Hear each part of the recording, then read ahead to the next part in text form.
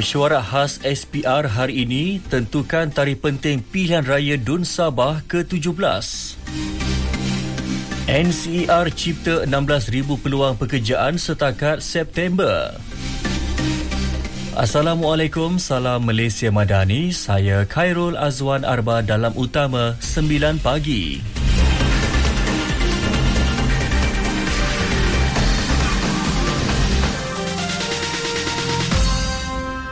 Suruhanjaya Pilihan Raya SPR akan mengadakan mesyuarat khas hari ini bagi membincangkan tarikh penting dan perkara berkaitan Pilihan Raya Dewan Undangan Negeri DUN Sabah ke-17 di Kompleks Pentadbiran Kerajaan Persekutuan Sabah.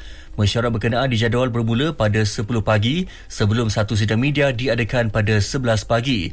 Pada 6 Oktober lalu, Ketua Menteri Datuk Seri Haji Jinor mengumumkan pembubaran DUN Sabah selepas mendapat persetujuan Yang di-Pertua Negeri Tun Musa Aman. Berikutan itu, pilihan raya perlu diadakan dalam tempoh 60 hari. Wilayah Ekonomi Koridor Utara NCER berjaya merealisasikan pelaburan mencecah RM58.39 bilion serta mencipta hampir 16,000 peluang pekerjaan bagi tempoh sehingga September tahun ini. Perdana Menteri Datuk Seri Anwar Ibrahim berkata, bagi tempoh tersebut, pihak berkuasa pelaksanaan Koridor Utara turut memudahcarakan pelaburan berimpak tinggi. Pencapaian NCER itu dimaklumkan kepada beliau semasa mempengerusikan mesyuarat pihak berkuasa pelaksanaan Koridor Utara ke-34 di Ibu Negara.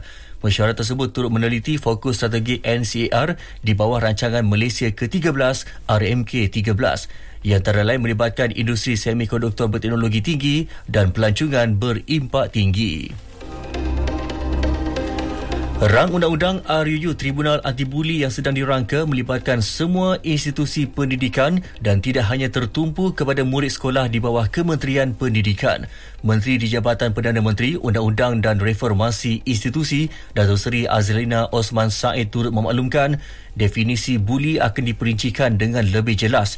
Ia merangkumi pelbagai aspek termasuk fizikal, emosi, mental, sosial, dalam talian dan lisan. Menurut beliau, tribunal yang akan diwujudkan itu juga berbeza dengan konsep mahkamah. Ini kerana ia bertujuan menyelesaikan kes secara lebih pantas, rahsia dan berkesan tanpa melalui prosedur sistem kehakiman sedia ada.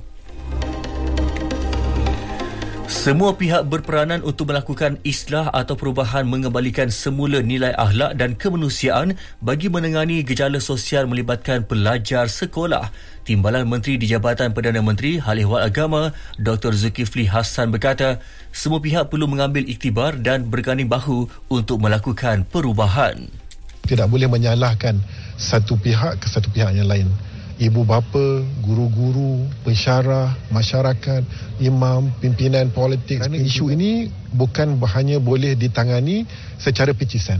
Ianya perlu merangkumi secara keseluruhannya. Dari segi ekonominya, dari segi pendidikannya, dari segi politiknya, dari segi budayanya, dari segi keilmuannya. Dr. Zulkifli Hassan. Dalam pada itu, peranan ibu bapa dan sekolah merupakan asas utama dalam pembentukan sasiah serta kestabilan emosi pelajar. Itu pandangan Atika Roslan, Wan Nasrul Nizam dan Syamala.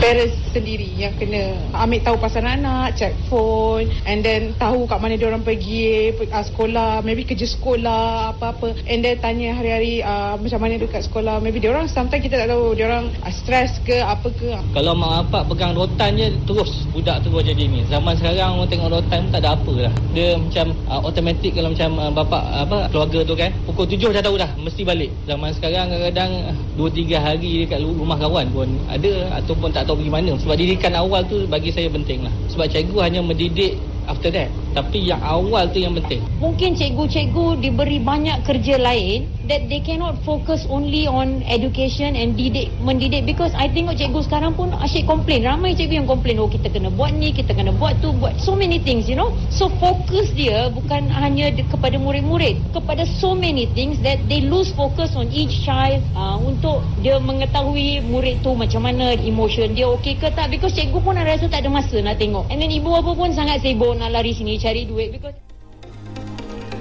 61 projek sekolah di seluruh negara dijangka siap dan diserahkan kepada Kementerian Pendidikan tahun depan. Menteri Kejaraya Datuk Seri Alexander Nantalinggi berkata, kebanyakan projek berkenaan melibatkan pembinaan kompleks baharu dan blok tambahan bagi mengatasi isu kepadatan pelajar.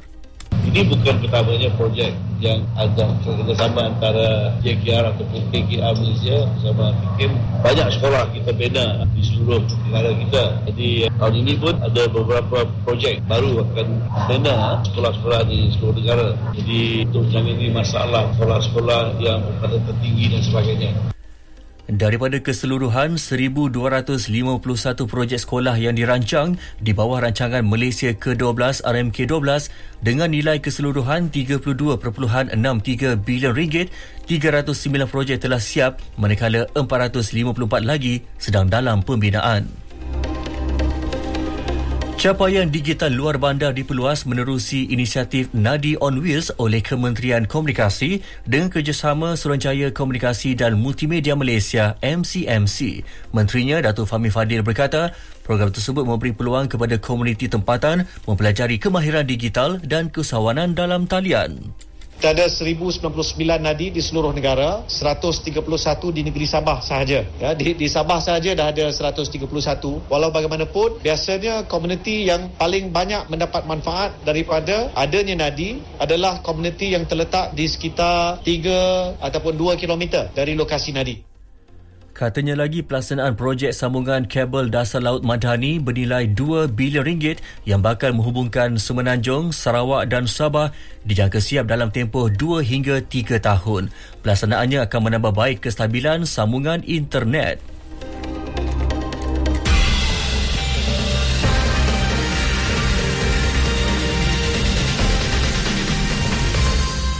Berita seterusnya. Harga runcit petrol RON 97 dan RON 95 tanpa subsidi di seluruh negara masing-masing kekal pada kadar RM3.18 dan RM2.60 seliter bagi tempoh hari ini hingga 22 Oktober ini. Kementerian Kewangan memaklumkan harga runcit petrol bersubsidi RON 95 di bawah budi madani RON 95 kekal pada paras RM1.99 seliter. Harga runcit diesel di Semenanjung Malaysia turut kekal pada paras RM2.93 seliter, manakala Sabah, Sarawak dan Labuan juga kekal pada kadar RM2.15 seliter dalam tempoh sama. Penetapan harga dibuat berdasarkan harga mingguan produk petroleum mengikut mekanisme harga automatik. Malaysia bersedia menghantar 1 batalion Angkatan Tentera Malaysia ATM ke Gaza sekiranya dipilih Pertubuhan Bangsa Bersatu PBB bagi menjalankan misi pengaman. Menteri Pertahanan Datuk Seri Muhammad Khalid Nordin berkata, 1 batalion ATM telah didaftarkan lebih awal bagi tujuan itu dan ia tidak melibatkan kontijen Malaysia yang sedang berkhidmat di Lubnan ketika ini. Masa saya menyertai mesyuarat menteri-menteri negara yang ada pasukan pengaman dan kita bersedia dan memang kita niat pun nak bantu di sana, tapi kita tunggu kepada Pertubuhan Bangsa-Bangsa Bersatu lah, Majlis Keselamatan untuk buat keputusan. Kalau dia kata Malaysia dipilih untuk menghantar, kita bersedia dengan 1 batalion. Datuk Seri Muhammad Khalid Nordin. Luar negara, Hamas berikrar meneruskan komitmen memulangkan mayat tahanan yang terkorban di Gaza walaupun berdepan kesukaran berikutan keadaan wilayah itu yang musnah akibat peperangan. Penasihat kanan Amerika Syarikat memaklumkan kumpulan pejuang itu masih berusaha mencari dan mengeluarkan mayat daripada kawasan runtuhan yang memerlukan peralatan khas. Afghanistan dan Pakistan bersetuju melaksanakan gencatan senjata selama 48 jam selepas pertempuran rentas sempadan mengorbankan puluhan askar dan orang awam. Gencatan bermula pukul 6 petang waktu tempatan itu diumumkan kedua-dua negara bagi meredakan ketegangan yang meningkat sejak minggu lalu. Pakistan memaklumkan tempoh itu akan digunakan untuk mencari penyelesaian positif melalui dialog konstruktif, manakala kerajaan Taliban mengarahkan tenteranya mematuhi gencatan senjata selagi tidak dilanggar pihak lawan.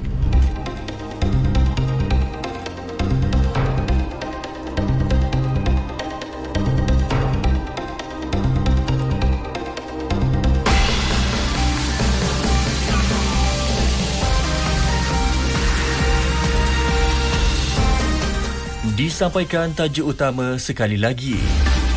Mesyuarat khas SPR hari ini tentukan tarikh penting pilihan raya DUN Sabah ke-17. NCER cipta 16,000 peluang pekerjaan setakat September. Sekian berita yang disunting oleh Syariniza Abu Bakar dari Pusat Berita RTM. Malaysia Madani, rakyat disantuni. Assalamualaikum.